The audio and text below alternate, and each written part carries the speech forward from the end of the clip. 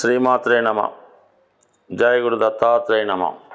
ఈ వీడియోలో మనం ఏప్రిల్ 16 నుంచి 30వ తారీఖు మధ్యలో మీనరాశి వారికి జరగబోయే పక్ష ఫలితాలు పరిశీలిద్దాం.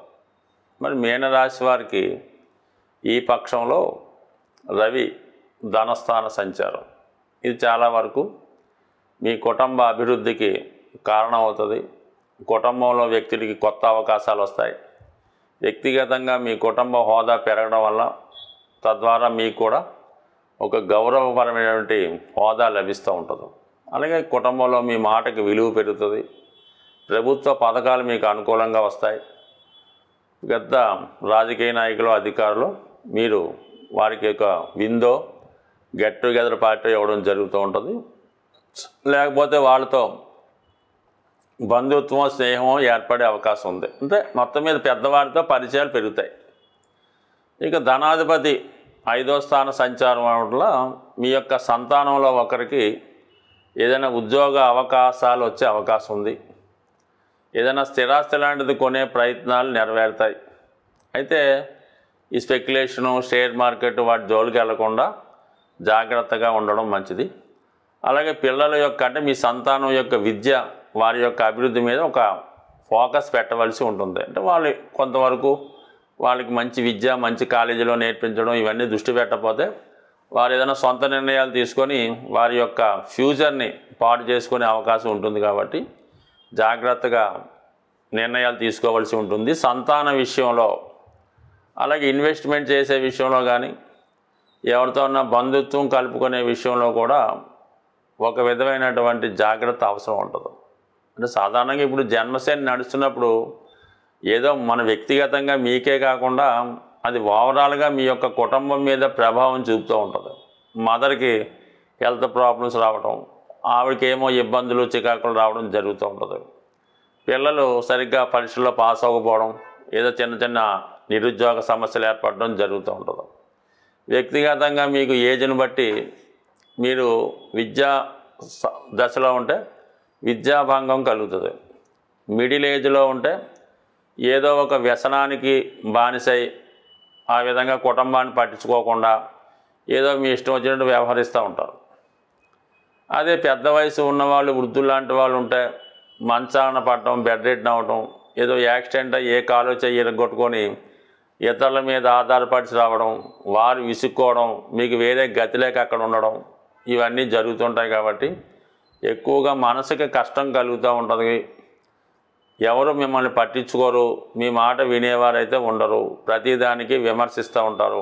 ఈ విధమైన ఇబ్బందులు కొందరు ఎదుర్కోవడం జరుగుతూ ఉంటుంది. అంటే గతంలో మనం చేసిన దాన్ని బట్టి ఇప్పుడు దాని పనిష్మెంట్ రావడం జరుగుతూ ఉంటుంది. కాబట్టి ఇది కేవలం ఇప్పుడు సరిదిద్దుకున్నా అది సరిదిద్దుకునే విషయం అయితే కాదు.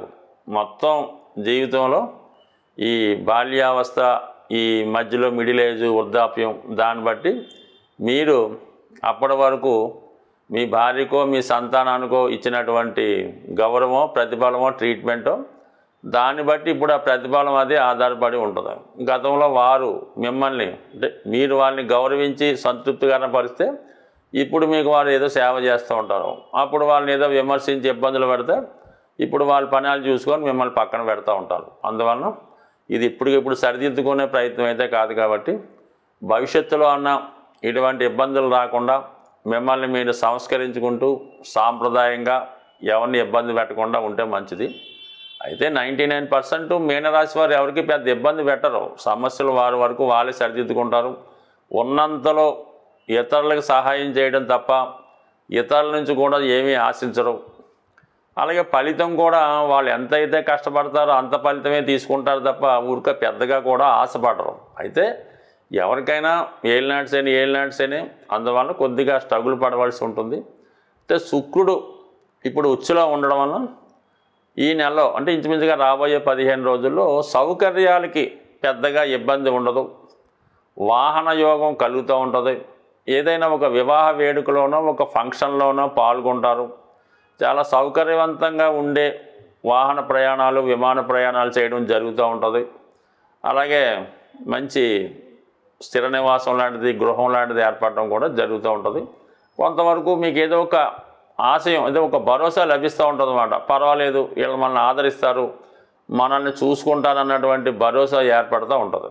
మరి కొంతమందికి అయితే, ఈ స్త్రీలకైతే మాత్రం ఇది వాళ్ళలో ఉన్నటువంటి ప్రతిభకు తగిన గుర్తింపు వస్తుంది, ఉద్యోగ ప్రయత్నాలు ఫలిస్తాయి, విదేశ వ్యవహారాలు కలిసి వస్తాయి.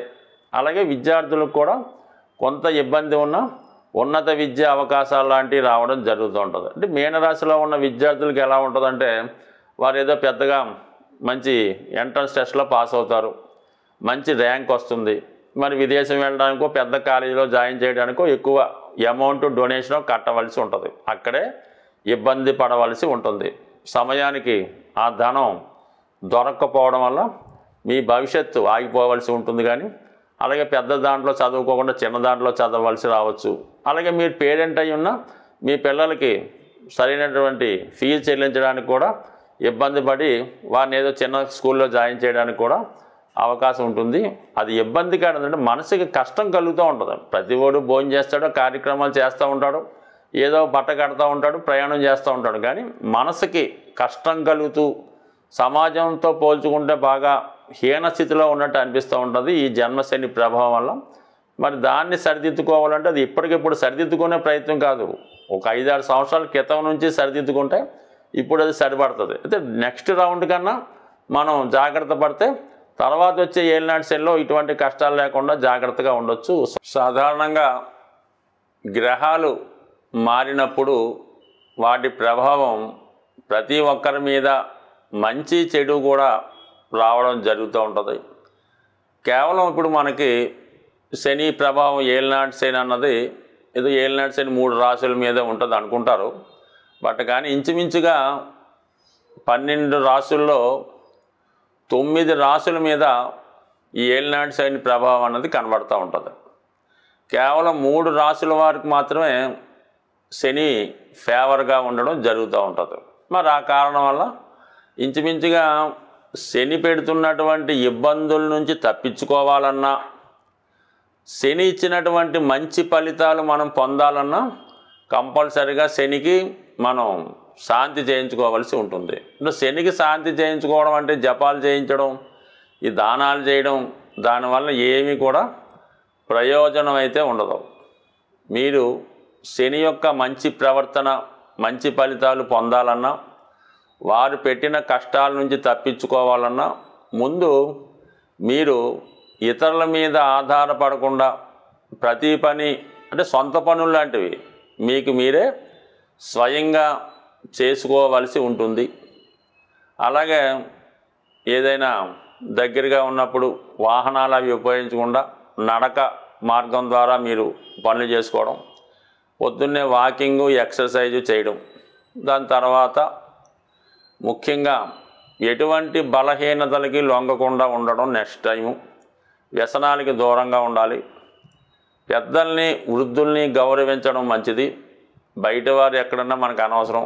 మీ కుటుంబంలో ఎవరైనా వృద్ధులైన వారు అంటే వారు పనులు వారు చేసుకోలేకుండా ఉన్నవాళ్ళు ఎవరైనా ఉంటే వారికి మీరు ఏదో రకంగా సహాయం చేయడం మంచిది. అంటే వాళ్ళ మనస్తత్వం ఒక చిన్నపిల్లవాడు మనస్తత్వంలా ఉంటుంది కాబట్టి వారికి సమయానికి ఆహారం అందించడం, వాళ్ళకి ఏమైనా బిస్కెట్లో ఏదో కావాల్సినవి మంచినీళ్ళు దగ్గరగా ఉంచడం, సమయానికి మందులు దగ్గరుండి వేయించడం, పెద్దగా పూర్వంలాగా మీరేమి సేవలు చేసి అక్కర్లేదు.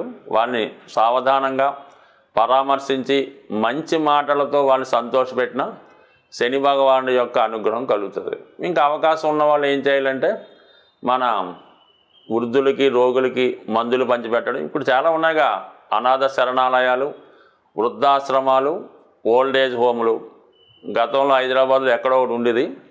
ఇప్పుడు ప్రతి కాలనీలో అంటే ఇంచుమించుగా ప్రతి ఒక్క ఏరియాలో ఈ ఓల్డేజ్ హోమ్ అన్నది పెట్టడం జరుగుతూ ఉంది. ఇప్పుడు బిల్డింగ్లు పెద్దగా కట్టి అనాథ శరణాలయానికో లేదంటే ఓల్డేజ్ హోమ్కి అద్దె ఇవ్వడానికి చాలా బ్రహ్మాండంగా నడుస్తున్నాయి. అందువల్ల అటువంటి వృద్ధాశ్రమానికి వెళ్ళి వాళ్ళకి మెడిసిన్స్ అవసరమైనటువంటి మందులు ఇవ్వడం వల్ల మనకి కూడా అంటే ఏదన్నా ఏ గ్రహమన్నా అనుకూలిస్తుంది కాబట్టి ఆ సేవాభావంతో ఉండండి. మీరు సంపాదించే సంపాదనలో ఒక 0.5% ఖర్చు పెట్టినా చాలు. ఆ విధంగా చేసుకోండి. అయితే మీరు ఈ రాశి ఫలాలు విన్నంత మాత్రం చేతో లేదా ఏదైనా మంచి జ్యోతిష్కుడి దగ్గర జాతకం చెప్పించుకుంటేనో మీ జీవితం అయితే ఎట్టి పరిస్థితుల్లో మారదు. పైపెచ్చి ఏంటంటే వాళ్ళు బాగుపడతారు తప్ప మిమ్మల్ని మార్చే శక్తి ఆ జ్యోతిష్కుడి దగ్గర ఎట్టి పరిస్థితులు కూడా ఉండదు. అందువల్ల మీరు జాతకం చెప్పించుకుంటే జీవితం మారిపోద్ది, పెళ్ళిళ్ళు అయిపోతాయి, ఉద్యోగాలు వచ్చే మాత్రం ఒట్టి భ్రమ. మీరు వారు చెప్పినట్టు నడుచుకొని ఏదైనా ఆ పరిహారమో ఆ ప్రయత్నమో చేయడం వల్ల మీ జాతకంలో యోగం ఉంటే అది వస్తుంది తప్ప ఉద్యోగం రావడానికి ఒక హోమం లేదంటే ఒక ఉంగరం, పెళ్ళి కావడానికి ఒక హోమం ఒక ఉంగరం ఇలాగేమీ ఉండవు. బట్ ఇదంతా ఒక అపోహ మాత్రమే. మీ జాతకంలో ఉంటే ప్రయత్నం చేస్తే అంటే జ్యోతిష్యుడు ఎంతవరకు చెప్తాడు, అబ్బాయి ఈ సమయంలో బాగుంది, ఈ గురుబలం వస్తుంది కాబట్టి ఈ పెళ్లి ప్రయత్నం చేసుకోండి, ఈ రవి బలం బాగుంది కాబట్టి ఏదైనా గవర్నమెంట్ సర్వీస్ ప్రయత్నం చేసుకోండి రావచ్చు, అంతవరకే చెప్తాడు తప్ప ఆ జాతకుడు ఉద్యోగం చేసి పెళ్ళిళ్ళు చేస్తే వాడు బ్రహ్మాండంగా ఏ లెవెల్లో ఉంటాడు. కాబట్టి మీరలా అత్యాశగా పోకుండా ప్రయత్నం చేసుకుంటేనే ఫలితం దక్కుతుంది. స్వస్తి.